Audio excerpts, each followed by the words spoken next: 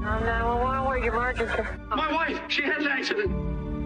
What kind of accident? She fell down the stairs. You're calling this whole thing a crime scene. Is this normal? It's absolutely not normal. Good writing is the Holy Grail. From the first few pages, it just was so alive. I just watched the documentary, and I was, like the rest of the world, completely obsessed with it. And I think we deliver something that's more intriguing than just the story that everyone knows. I'm worried about some things that will come to light. There's something of the labyrinth in trying to understand Michael Peterson. What it does, though, is make it a very difficult character to play.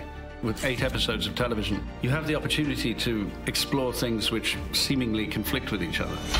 It's very different preparing for a real character. Margaret is just incredibly bubbly. For me, I would have to drink a lot of tea to just, like, be able to be that bright light. And posture's always been very important in finding the character.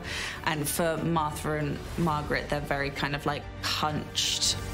What was interesting to me is what happens in between cut and action while they were making the documentary. It allowed for a freedom in the performance.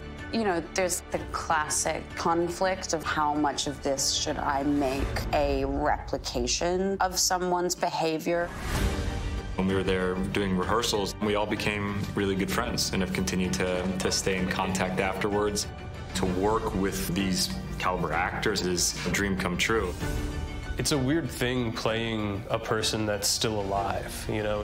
I felt a responsibility to honor the Clayton of the script and the story that Antonio and Maggie were trying to tell.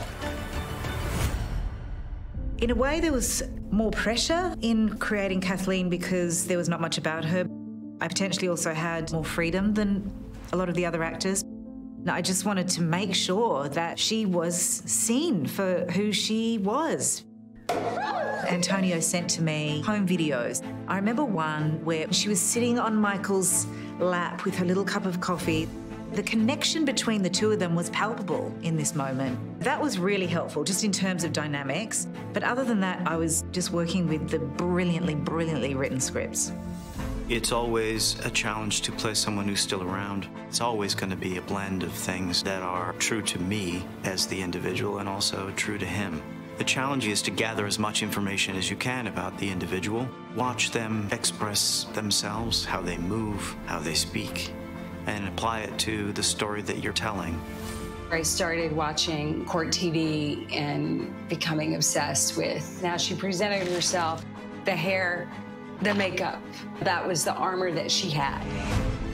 You cannot save the character you're playing, but you have to understand the real roots of why they're behaving like that.